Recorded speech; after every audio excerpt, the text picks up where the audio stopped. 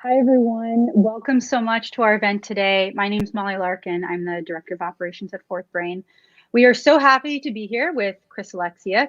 He was the founding machine learning engineer at Ox. He's the CTO at AI Makerspace and a longtime FourthBrain instructor. And we're so happy to have him here. He's going to be discussing RAG, LangChain, and lots of exciting stuff. I'll let him continue expanding on his background. Please feel free to put in the comments, where you're joining us from. Along the way, post any questions that you may have, and we will certainly make sure to get to them at the end of the session. Chris, over to you. Thank you, Molly. Yes. So basically, today we're going to be discussing elevated RAG. So we're going to start with kind of a baseline of retrieval augmented generation, and then we're going to move on to a kind of how do we take this to the next level. The basic idea where we're going to start is with an idea of what RAG is. Then we're going to discuss a few of the changes made to LangChain in the last few months. They're going to help us ensure that our application is production ready or can be easily transitioned into a production environment. And then we're going to discuss how we can actually make it better with a few, not to be too much of a meme, thing, but like with these two quick tricks, you should have a better RAG system. I mean, in reality, this is true. There are a few things that I think should become standard practice when you're building these applications that really help us ensure that our retrieval and then thusly our generation is much improved. So the first thing we're going to do is kind of start with like a high level overview of retrieval augmented generation. So I'm going to go through the first part of the notebook so that we can have some context for what we're talking about here. So the first thing that we're going to do is grab some dependencies and some API keys. So we're going to be using two services today, OpenAI. That's going to power our naive embeddings as well as our actual large language model. And then we're also going to have, we're going to be leveraging Cohere's services, mainly for their re-ranker, but we will also use their V3 embeddings once we get to that point. Absolutely, yeah, we will definitely share the notebook. I'll make sure that I put it into the chat now, but we'll also share the notebook for sure. But you can follow along with this notebook. So the idea is pretty straightforward, right? We have a bunch of services. Some of them are, in order to get embeddings. Some of them are in order to generate text. But the idea is that we're going to first need to just access our model, right? So we're going to go through the first step here, and we're going to see a few of the neat things that OpenAI has added for us. But we're also going to see kind of how we access models with LangChain. So the way we're going to do this is we're just going to see how this performs on our desired task. So the desired task that we're going to be using today, just as an example, is World of Warcraft lore. It's kind of like a fun topic, but it also showcases very well this idea of why RAG systems and why these kinds of like external memory tools for LLMs are so important, right? So the idea is that this World of Warcraft is a video game that's updated rather frequently. It is, it's going to be constantly evolving in terms of the story and everything else. And so, the LLM that was trained 6 months ago, a year ago, might not have the most up-to-date information. So let's just see how GPT-4 1106 preview, that's GPT-4 Turbo, does on this task. So first thing, we're going to want to access our model. I'll zoom in a little bit here so it's a little bit clearer. And the idea is we're going to use the chat OpenAI object from LangChain to do this. You'll notice that we're passing in a model, which is going to be the reference to our GPT-4 1106 preview. And we're passing in a temperature. We're going to set our temperature to be low. Temperature is basically the way you can think about it, right? Is it's how creative is my model? How, is my model, very creative or not creative at all? Should it just stick to the kind of normal flow of things? And so we're going to set low temperature because we don't really desire creativity in this task, right? We want our model to be as much as possible just generating what it should. We don't need it taking big leaps of creativity when we're trying to have it answer factual questions. You'll also notice that we're using this model kwarg, and we're using the seed parameter. Now, this is new to GPT 3.5 Turbo, the 1106 release, and GPT-4 Turbo. This seed parameter is a way for us to ensure that our generations are consistent across our sessions. So long as the retrieval is held static, so long as the prompts are held static, we should get the same response every time that we run the generation when we set our seed to a specific value. So this is going to be really useful for things like testing, but also for things like ensuring that our user experience is consistent with what we did when we were in testing or when we were in iterations. So the seed by itself is an incredibly powerful tool. I would suggest that you leverage it whenever you can, just so that you know that you're going to provide that consistent experience.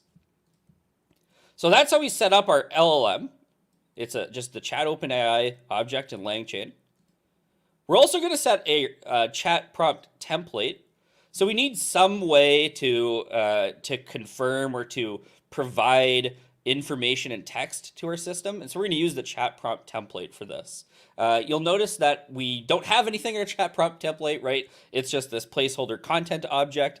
That's going to be formatted with our user's query and provided to the LLM.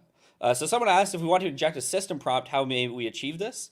That would be in this step right here. We could use a list of messages, one of them being a system message, in order to provide the system message as well as the user query in terms of adding that system message to get it to respond in a certain way or take note of certain things or whatever desired behavior you have. The difference between seed and temperature. So temperature is, in terms of reproducibility, the only thing that matters is the seed.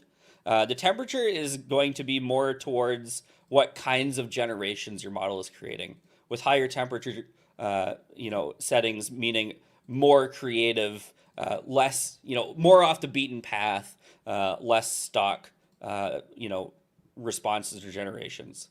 But in terms of reproducibility, the only thing that would matter here is the seed. So now we have a prompt and we have an LLM. The only thing that we want to do is to add a string output parser. This is because our LLM by default is going to respond in message objects. So message objects are not, they're not like pretty to look at. They're not strings, right? So we print them, they come with a bunch of extra information. The basic idea here is that, we just want to convert our outputs into a string, and so we'll use the string output parser to do this.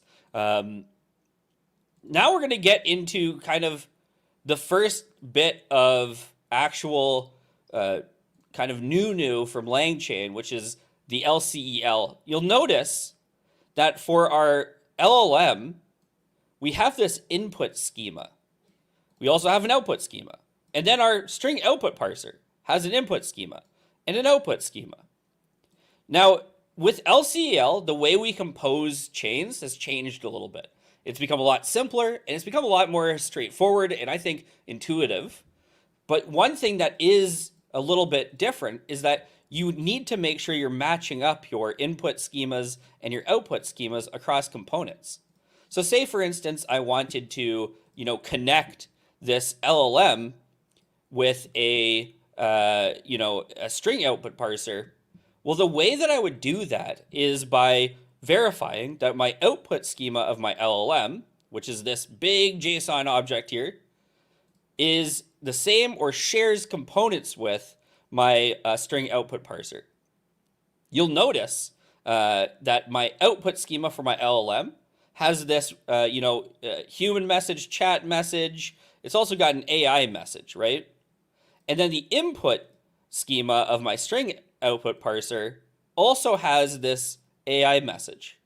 So we can verify through their schemas that these two objects are compatible. We can place the output of our LLM into the input of our string output parser without issue. And this is something that's new to, this kind of new way to compose chains in LangChain through their LangChain expression language. It's a very powerful pattern, And we can, we can really guarantee that these two objects are compatible in the chain by looking at these schemas. So definitely when you're composing chains, it's important, just like when you're doing training for a model, you're using PyTorch or something, and you want to make sure that your shapes line up, right? This is the same thing. We want to make sure that our schemas line up. Okay, so that's great. So how do we actually make the chain, right? This is great. We have the LLM, we have a prompt, and we have a string output parser. But how do we make the chain? Well, LCEL gives us an easy way to do this. We can simply take our prompt, pipe the output of our prompt into our LLM, pipe the output of our LLM into our string output parser, and that will be the result. So this is the LCEL. The LCEL, or LangChain Expression Language, is an incredibly powerful tool. I would suggest definitely, if you're kind of looking into LangChain, this is the pattern we want to stick to, right?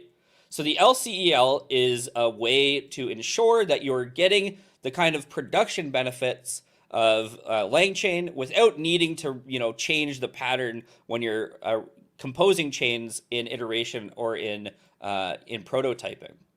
So this, very kind of innocuous syntax here, right, where we just take our prompt and we pipe it into our LLM, we pipe that into a string output parser, comes with a number of incredible benefits. Number one, each of these under the hood is what's called a runnable in LangChain. Runnables have both a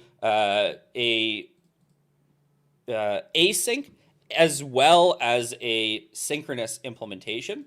So this means that we can build these chains in our notebooks where they're going to behave in a synchronous fashion.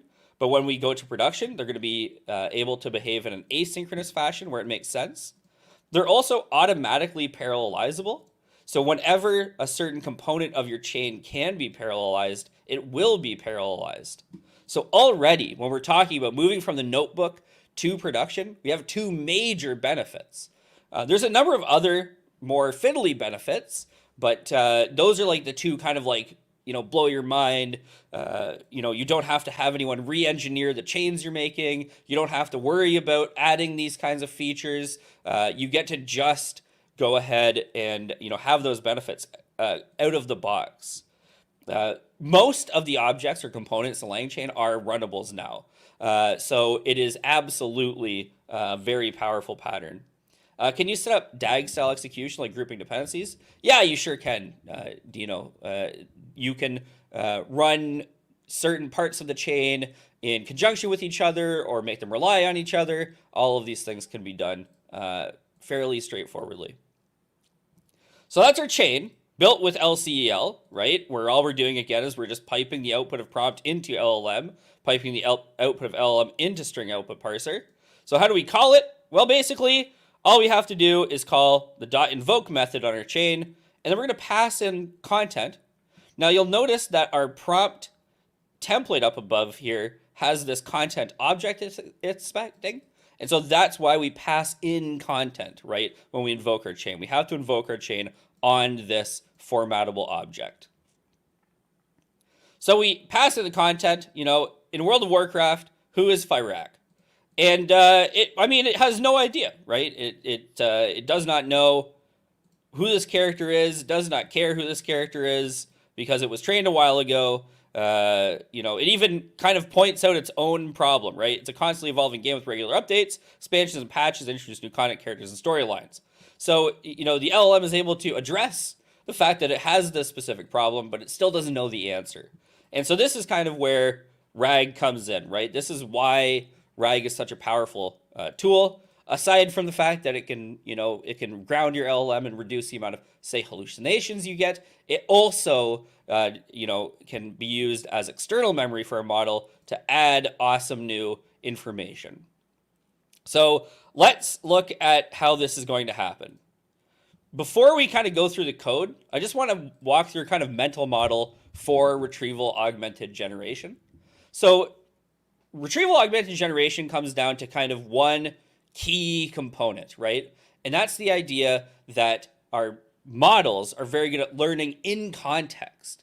So they're very good at learning when, from context. So they can take text that they've just seen and they can use that to answer, questions. RAG is definitely a different concept than LangChain, Guyana. So you don't have to use LangChain to construct a RAG system, but you can use LangChain to construct a RAG system, to be clear. But the idea of RAG, again, is this, we have this very powerful LLM that can follow instructions, that can, let us understand things from a very, new level, because it can do this in-context learning pattern, right? In-context learning is an idea that's really helpful in order to make RAG possible, right? This idea we can teach things in our prompt, right? We're not teaching them permanently. It's not like training, but we can teach things to our model in the prompt. And so that's what enables RAG. We're going to look at how we construct it, and we'll talk a little bit more about how exactly this is happening for our model. So first thing we need to do is get some data, right? Obviously, we could just tell it who Farrakh is, but we can't actually, that's not desirable behavior, right? We'd love to automate this system. So what we're going to do is we're going to use a few links from our Wowpedia, which is a fan-run wiki about WoW. And we could get the web link dump, which is over 500,000 pages of content. But for now, to keep this reasonable and so that you can run it, in Colab and not run into any memory issues, we're just going to use a subset of pages about some new characters that were introduced in this most recent expansion. So the first thing we have to do is actually grab data from our web pages. So what we're going to do is we're going to grab a bunch of URLs from our wiki. So we can head to our wiki and we can just go ahead and grab the URL. You can see it's got a bunch of information all about this particular character. And then we can go back to our, Colab notebook and just paste those links in. Again, we could use the web link to do this in an automated fashion. The only reason we're doing this in an unautomated fashion is because the web link dump is 500,000 links. So we don't want to bother just filtering those. We're going to just do this and provide some links, right? So we're going to provide the primal incarnates, and then we're going to provide each of the web pages about those particular, incarnates. And then we're going to use the unstructured URL loader. The unstructured URL loader, which is powered by unstructured, is an incredible tool. So you'll see all we have to do is pass the URLs in, and then we can call .load on our newly created loader, and it will load all 5 of these web pages. Now what makes unstructured great is that it understands HTML, and it will parse out just the text for us. And just, in fact, the text we care about, right? So it'll get rid of things like headers. We don't care about headers. It'll get rid of all kinds of unnecessary information. By default, you can change these parameters if you feel they're necessary. But by default, it's going to get rid of all of that and only keep the actual relevant text context, which is huge, right? Where we're going from the web page, and if I just bring up that web page again, if we're going from the web page and we look at the actual source, I mean, it's filled with just absolute nonsense, right? Like, we don't need all this stuff. We don't need all this stuff. It's just filled with garbage, right, that we don't care about. And so the idea that unstructured is going to help filter out all of that noise and give us just the information we care about is huge, right? Saves us a processing step, saves us some work, and saves us the potential of having incorrect or irrelevant documents in our mix. So we're going to use unstructured URL loader to do this. And now we have a bunch of text from a bunch of web pages. We have 5 total web pages. Now each of these web pages is quite big, right? We can't just shove in the whole web page to our LLM and expect it to understand or answer questions. Though technically in this case we could, because the web pages are kind of short. We want to work more in this with this idea of having smaller pieces or bite-sized pieces of information. Question from the chat from Brian says, does it work with HTML tables grids? It does work with it. In order to leverage that that additional structure, you're going to have to set up a more robust retrieval pipeline, but it can be used to work with that structured or tabular data. Absolutely, Brian. Great question. So we have these 5 big documents, but we don't really care about those. We want to turn them into smaller documents. So we're going to do this with the recursive character text splitter. The recursive character text splitter is a great tool. We are going to use it primarily because it is just simple text data. Again, I'll just, we won't load the page up again, but the idea of, splitting our text is that we want to split it in a way that makes sense to our source data. Now, we know our source data is going to be a bunch of paragraphs of information with headers and sentences. So because of that, the recursive character text splitter is actually going to be a pretty fine option to split our data, right?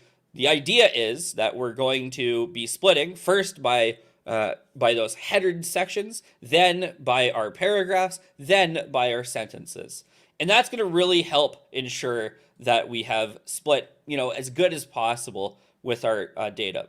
This is picking these numbers right here is something that, your data science team could spend a lot of time optimizing depending on your source data. And it is very dependent on your source data, right? If you have complex PDFs with tables and all this other stuff, you're going to be looking for a more robust strategy than just splitting by those specific characters. But for pure text, where we know the format, it's always going to be in that kind of wiki style. Very straightforward to use recursive character text splitter. Though even still, deciding on an optimal chunk size or an optimal chunk overlap is going to be something that your data science team could spend a sprint doing. I see some more questions. I'm going to save some of these till the end. If they're more generic about when we should use these tools. But for now, we're just going to carry on in the notebook, but we will come back to your questions. So once we load our recursive character text splitter, you'll notice that we're using this from tick token encoder, and we're actually passing in our model's name. So this is going to help us benefit, or it's basically going to benefit the system, because it's going to put our actual text data into tokens in the size that GPT would expect, right? So this is going to align our recursive character text splitter, our chunks, with the actual GPT-4 model, right? So if we want to send 100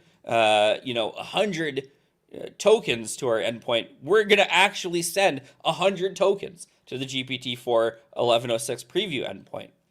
So this is really important when it comes to sizing chunks and documents for sending, right? We know there's a maximum context length of these models, even though it's quite huge, right? We know there is one. And so being able to work in that is better, as well as being able to understand our cost at a high level. So we know, these 100 character chunks are going to cost 100 prompt tokens worth of usage. And so we can use that to help estimate cost more accurately than if we're using, say, naive Python character length, or if we're using a tick token from another model.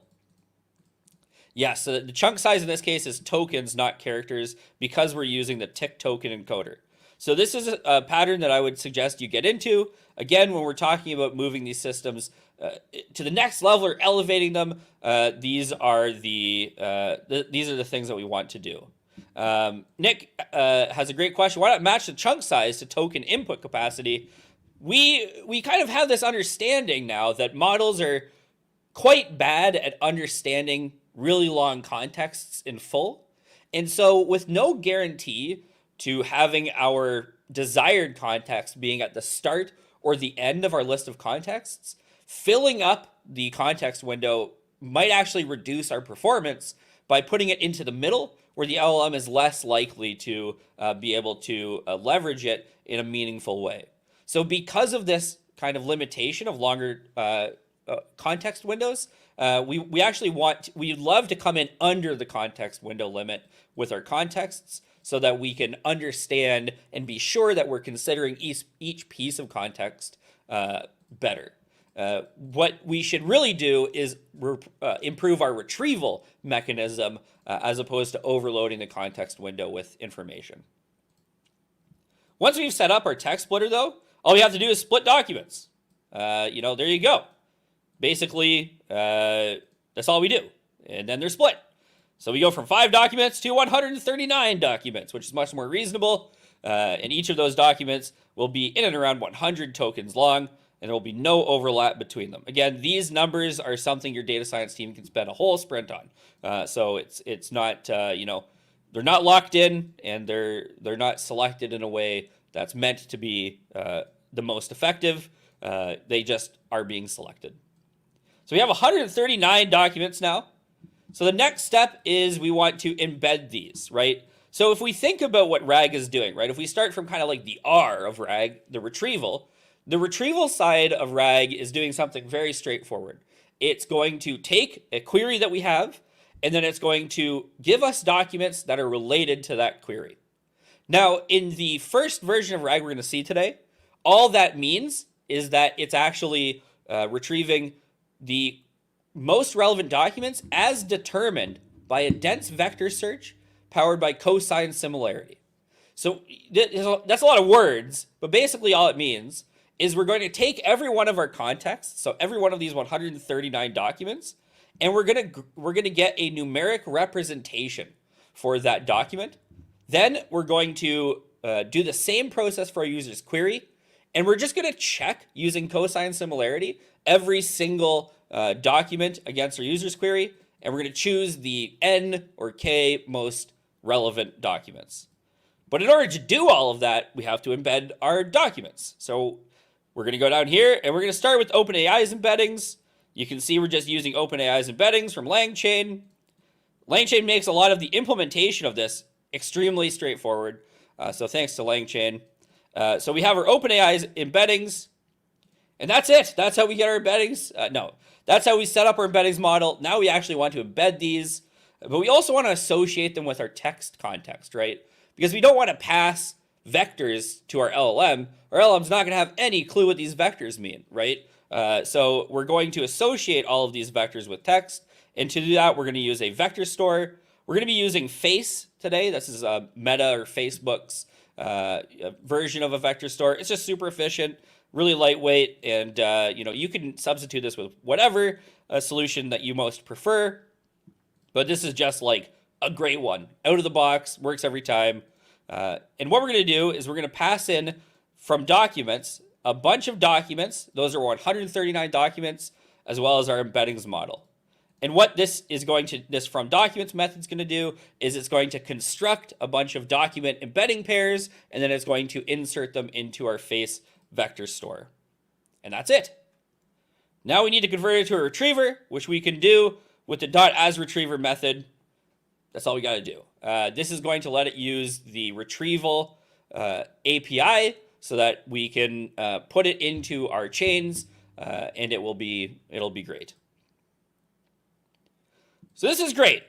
We have the ability now to retrieve relevant documents to our user's query, right? Huge. We also have an LLM, also huge. But we need, so we've got the R, the retriever covered. We got the G, the generator covered. But we need this augment piece, right? And so this is where we're going to leverage in-context learning. And this is where we're going to leverage our prompt template, which is going to be very simple. Use the following context to answer the user's question. If you don't know the answer, please respond with I don't know. Then we're going to pass in some context and then the question. And this is kind of like where the magic happens, right? This is where that augmentation happens. We're going to take this text, we're going to add a bunch of text context to it, and then we're going to ask our question about that context. And the LLM, thanks to its capacity for in-context learning, is going to be able to understand the context we put in relation to everything else that it knows about language and what how words relate to each other, and it's going to be able to answer our question despite having never seen some of this context before. And this is only possible because we're able to put this text into our context window and then send it to the LLM. So this piece, while rather innocuous is kind of the glue that holds this whole RAG thing together, at least when we're talking about this pattern of RAG. There are others that are going to be a little bit more advanced or a little bit different, but for this is it. Will the context be full proper sentences or just a chunk of words? It will just be chunks of words. Most of those will wind up being sentences because our source material is coming from a Wikipedia page or a wiki style page, but it's just going to be a collection of words. There's no specific need for them to be sentences, though it having the regular structure of language will make it easier for the LM to answer the question. So this is great, right? We've got everything now. We've got the R, the A, and the G, and so we're ready to put it all together into a chain. We're going to use this pattern where we have an entry point and retriever, which is going to be a runnable parallel. And then we're going to pass in our context and our question to the next point of the chain. Our context is going to be gained from our retriever, and then our question is going to be just passed through. So the idea is we will invoke this specific chain with whatever we want, and then the context is going to be built from whatever we've passed in, passing through our retriever, and then our question will be whatever we passed in, boosted to the next step. You'll notice that these are very specific values, context and question, and we will look at our RAG prompt template again. We have the same context and question, just like before. We have this kind of idea of we need to key these values specifically. And then we're going to compose our actual chain. So we'll have our entry point and retriever, then we'll have our RAG prompt, then we'll have our LLM, and then we'll finally have our string output parser. So the idea is we pass in some query to our entry point and retriever. It is used to populate context, which is retrieved from our retriever, and question, which is just the thing we passed through as question. We're going to pipe those into RAG prompt. We're going to now use our filled context to populate our prompt and our filled question to populate our prompt.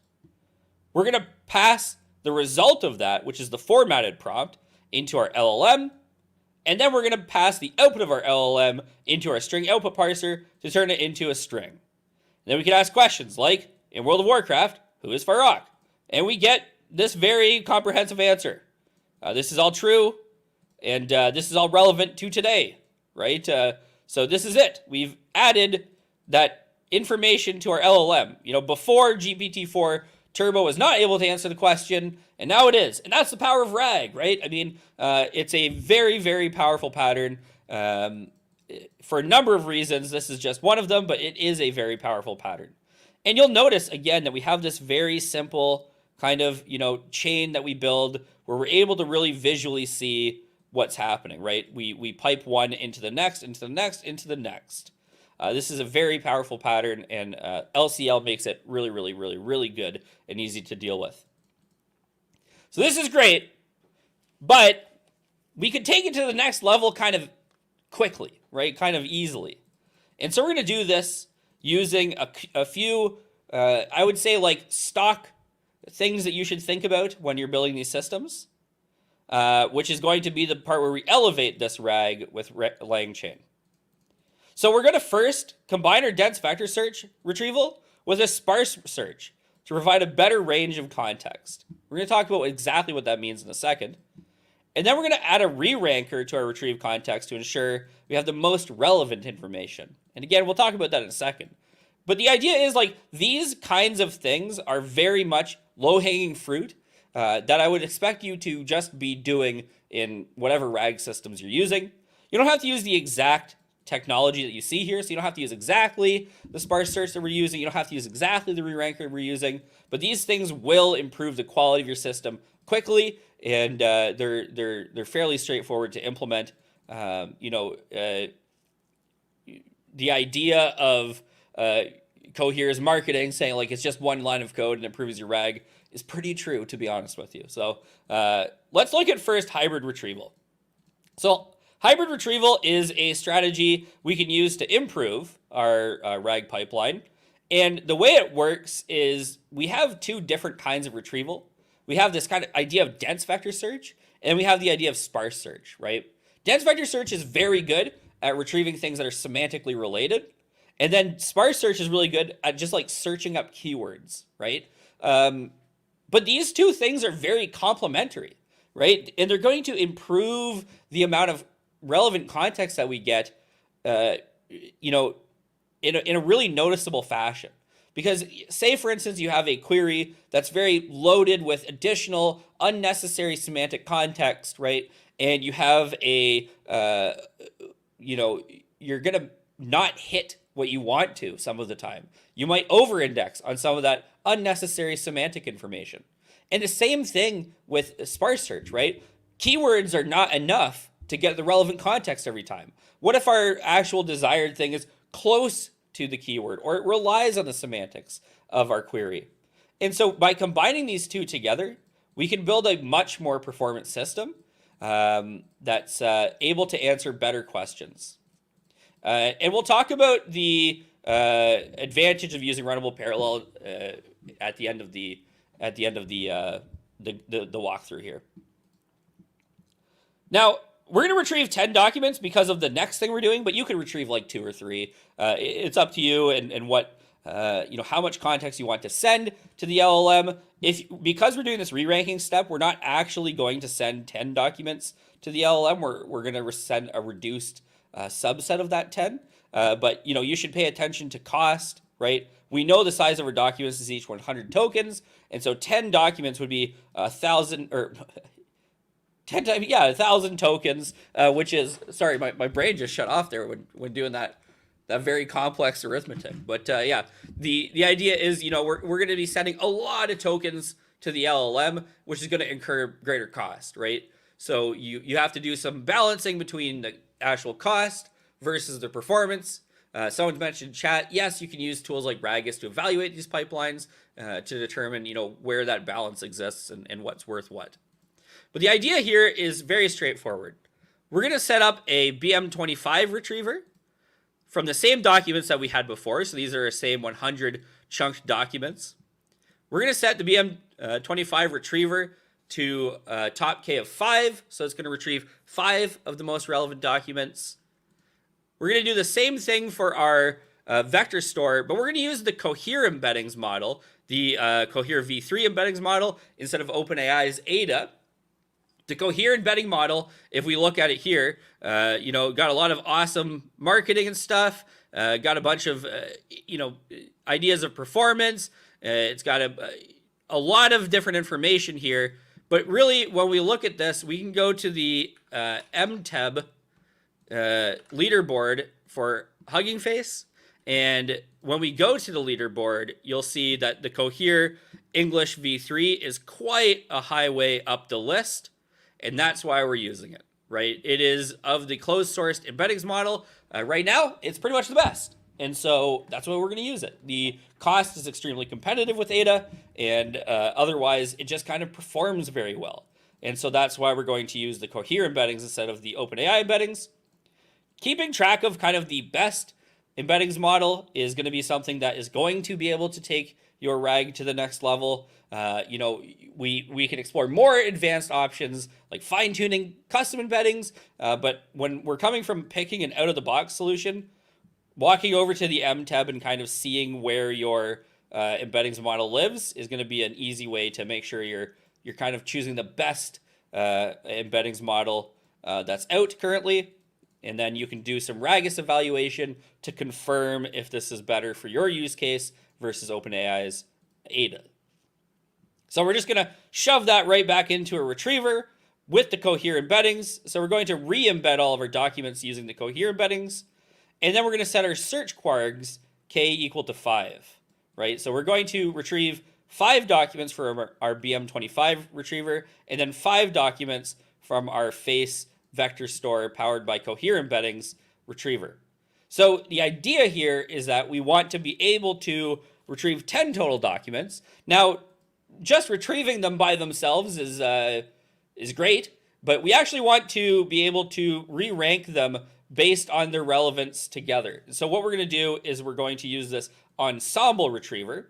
The ensemble retriever is going to let us essentially take the resulting ranked lists from our BM25 retriever and our face retriever. And then using reciprocal rank fusion, it's going to reorder those lists based on what is most relevant overall, as well as taking into account our weights. You'll notice that we're weighting our keyword search a little bit higher. This is because World of Warcraft is full of like very specific, very unique terms. So like Farok doesn't really come up in normal conversation or normal corpuses of text, right? Because it's not really a word, like WoW created it. So this idea of, weighting the keyword search more is more dependent of an understanding of our data. You'll notice that, again, these two numbers are something that your data science team can help you optimize in order to get the best absolute retrieval stack possible.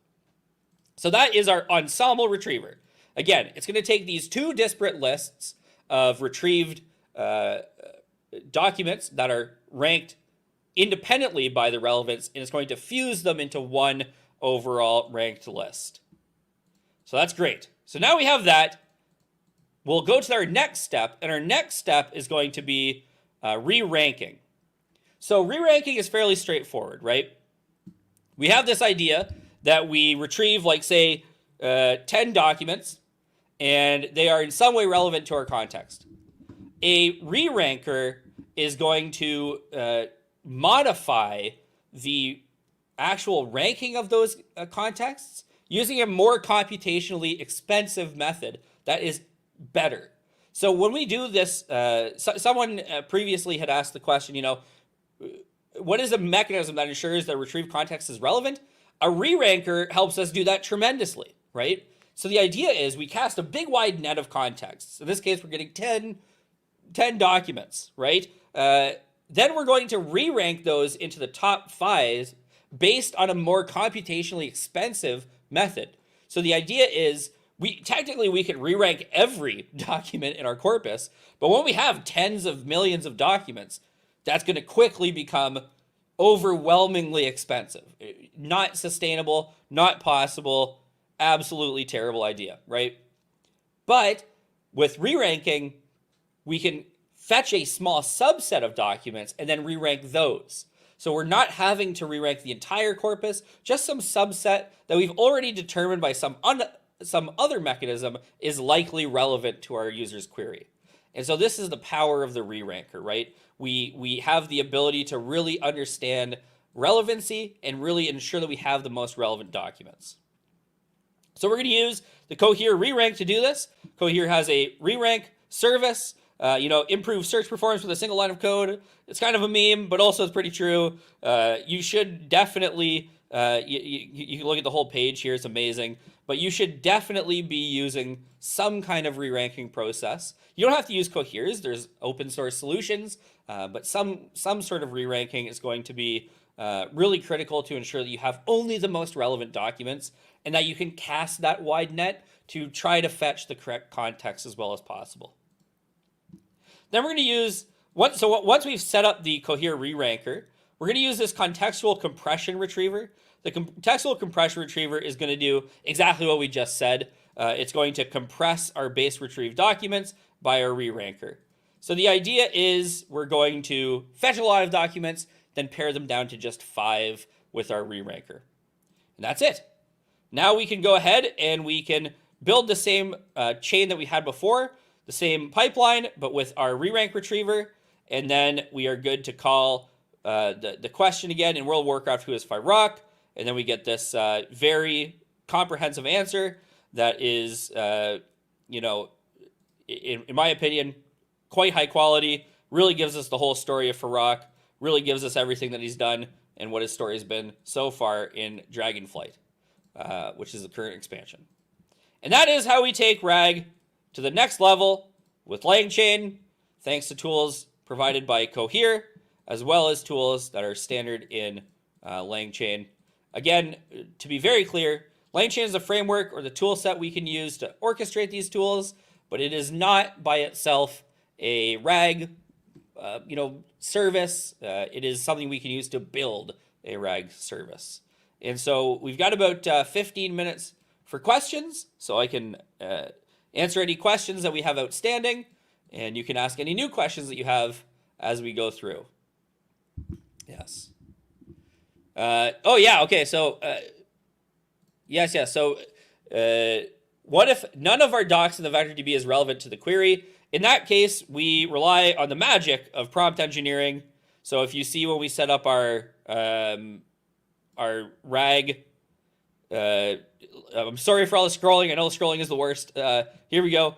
If we're going to rely on the LLM to identify the fact that none of these are known or relevant contexts, and it will respond with, I don't know. So the idea is we give the LLM an out to say, I don't know if there's no relevant context, which is an important step. Without this, it would just lie and just make some stuff up. Or it would say, based on my context, I don't, but that's too verbose. Does LangChain have facilitators for other types/techniques of RAG? For example, technique of creating query validations. Yes. So we can use things like hide, subquery. We can do self-ask. We can do all kinds of different techniques through LangChain. At the end of the day, LangChain is an orchestration framework for these kinds of services. So we do all kinds of things. We can build custom components, prompts, everything like this. So everything that you desire can be achieved through the LangChain framework. Some of it might require more engineering hours than some other solutions, but creating query variations can be done stock with the LangChain ecosystem. So you don't have to engineer anything; it just exists. So I'm going to try to answer the questions that we already have, and then I'll answer the new ones as they come up. Ejected system prompt we talked about. Yeah, okay. This is the big one, right? What determines whether I should use LangChain or Llama Index for a task like this? Basically, it's your preference and what your desired tool set is. So LangChain and Llama Index, for the most part, have completely similar features. Llama Index has a few that LangChain doesn't. LangChain has a few that Llama Index doesn't. At the end of the day, you should use whichever you're most comfortable with.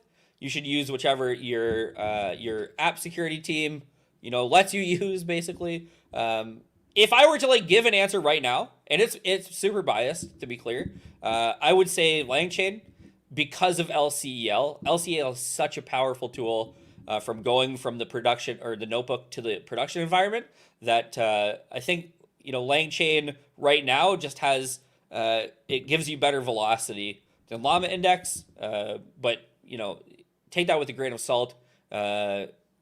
Ultimately, what's going to determine it is going to be a lot of other factors that might not be in your control, even depending on app security requirements and all these other different component requirements. But at the end of the day, as long as you're using something that helps you to interact with the LLMs and all of the other tooling that we have come out, you're going to be ahead of the curve, much higher velocity. Is it possible to keep just the document structure with text, images, and tables? Yes, unstructured will help us do this. If it's relevant, we can use other structured retrievers, document loaders. We can actually parse out some of the structured elements into their own retriever. But yes, it's possible to keep just the document structure with text, images, and tables. Yeah, so we already talked about Llama Index versus LangChain. So Vignesh asked a question. Could you please explain the concept of runnables and async in production versus sync development at the end of the session? So the idea is runnables have both a synchronous and an asynchronous implementation. And when we're in a production environment, right, there's no restriction. The default is asynchronous behavior. When we're in the notebook, though, there's a limitation on running asynchronous loops inside of the notebook without doing kind of little hacky workarounds. And so the idea is no matter what we're doing in our notebook, if it's synchronous or non-synchronous or asynchronous, the runnable is going to be able to operate in an asynchronous fashion once we have it in a production environment, which doesn't have the limitations of the Jupyter notebook. If you're prototyping and just say a .py file or with Docker or something like that, you're already going to be taking advantage of the async implementations. But the idea is it has both because async doesn't always play nice with Jupyter. And a lot of prototyping is done in Jupyter. The next question here, hey, Chris, is there a way to evaluate the quality of the context that's passed in the prompt? Kind of.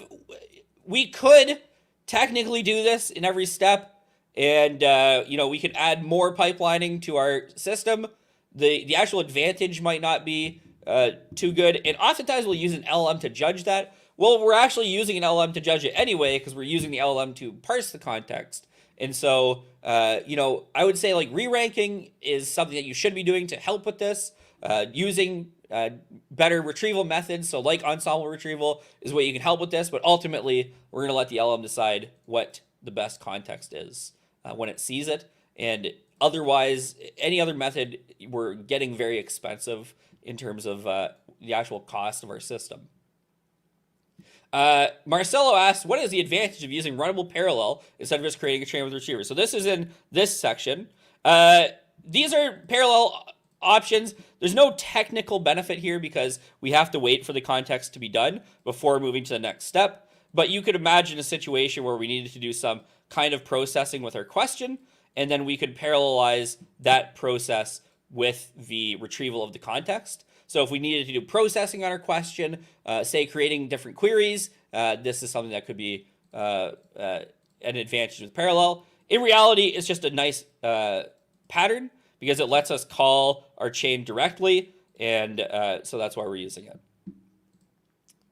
Can you please explain the input and output parser matching at the end of the session? Yes. Okay, so very straightforwardly, right? We have our LLM and our string output parser. We're going to pipe the output of our LLM into our string output parser. So we have to tie together the output of our LLM with the input of our string output parser. And this is why we check the schema to ensure that they're compatible. We would want to achieve this with every part of our chain, and we could in fact achieve it with the entirety of the chain. But the idea is just like you would track shapes in PyTorch, you want to track your input output in a LangChain chain. We already talked about Marcelo's other question.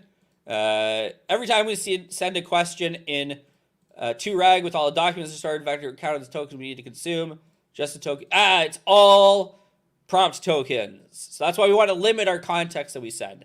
We would love to only send exactly the context we needed every time to the LLM, right? That's why these systems, ultimately, that's the goal. Only send just exactly the information the LLM needs to answer the question and no more, right? Because we are being charged if we're using, say, OpenAI, or we're spending compute if we're using an open source self-hosted model. So yes, you're correct. It's all the documents we retrieve, but only the ones that we retrieve. The ones that we don't retrieve, they don't count. Yes, it is possible, Inigo, to, sorry if I said your name wrong, by the way. It is possible to run RAG locally. Definitely, just for sure. You can use your own models, self-host models, private instances through OpenAI. There are so many situations and options to have this all running in a local sense that, yes, absolutely, you can do this without anything leaving your premises for PII concerns and more. Why is LCL good for going to production? I think we've already touched on this in the previous questions. Vignesh, if you have more questions, please follow up with me on LinkedIn. Is there any place to benchmark applications using LangChain? Yeah, Ragus or Langsmith. Both of these options are great for evaluating the performance of a LangChain RAG or other application. Both allow you to set up custom metrics. They have stock metrics that are great. I would say at the end of the day, Ragus or Langsmith, specifically for LangChain, is going to be great for benchmarking your various flavors of applications. Advantages, disadvantages to set up LangChain's RAG through the demo pipelining versus setting up as a tool inside an agent. Agents are runnables and tools are runnables. So you can set all of these things up using the LCL format. Just make sure that you're setting them up and make sure that they're runnables so you can take advantage of the prototyping to production advantages of LCL. But yes, agents is a runnable, and most tools that you're going to use are going to be runnables as well, so they're compatible with LCL, which is great. Is there evaluation quality benchmarks show how good elevated RAG with LangChain operates with other LLMs, ChatGPT 4 Turbo? Yeah, we could also use Ragus or Langsmith to evaluate like answer correctness or LLM specific things, like how relevant was the LLM's response to our provided context, right? How faithful was it? How much did it stay in line with that context? So there are specific metrics we can use to modify or evaluate or benchmark our actual generator or the LLM we're using through Ragus and through Langsmith. And last question here before we run out of time. How does LangChain elevate RAG? Could you elaborate? It lets us do RAG better, faster. So right now, a big kind of issue, I would say, is the idea of taking these systems from prototype to production. LangChain gives us tools to make that transition fairly straightforward, as well as has,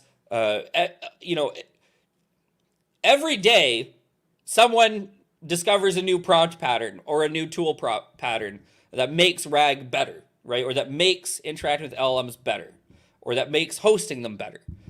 Frameworks like LangChain help us ensure that we're taking advantage of those benefits without having to spend all these engineering hours refactoring tool sets every 16 to 20 minutes. Obvious exaggeration here, but the idea is that, similar to when we got started with things like pandas, as more efficient algorithms became available for searching for things, for finding information, for grouping information, that all changed for us without modifying our API, so that our application was getting better thanks to the hard work done by the teams at LangChain without actually wasting the developer hours to do it ourselves. But I would say for the most part, how LangChain elevates RAG is with LCL, as well as a number of really powerful integrations with other tools and implementing really powerful patterns for us so that we don't have to do them ourselves, and then we can spend more time on other parts of the pipeline and less time on kind of, more fiddly parts of the pipeline. This is my personal answer, and so there you go. And I think with that, Molly will appear back on our screens. Hey, Molly, and thank you all so much for your time. Really appreciated, doing this today. And if you want to hit me up on LinkedIn, please feel free. And if you want to hit up AI Makerspace on LinkedIn, please feel free. We'd love to see you around. There you go. Chris, thank you so much. That was fantastic, thorough, detailed, clear. We always love having you here with us. Yes, so Chris is with AI Makerspace. In addition to teaching here with FourthBrain, I put their LinkedIn message or their LinkedIn profile in the chat. Give them a follow for sure. Definitely give us a follow, FourthBrain. I'm going to put us in the our LinkedIn profile there as well. We post these events, other workshops that we have. This Friday, we have a great workshop coming up with one of our other lead instructors, Bruno Janota from Lockheed Martin. He's doing a workshop on proprietary data. And so for you who are asking, running things locally, if you're interested in learning more about that, this is definitely the workshop for you. This is a full day workshop. Definitely check it out. For those of you who registered for this via email, we'll be sending out this recording, the notebook via email tomorrow. You'll also be able to find everything here at this YouTube link a little later today once everything is finished processing. Thank you all again for your participation. Chris, thank you. And we will see all of you soon. Have a great rest of your day, everybody.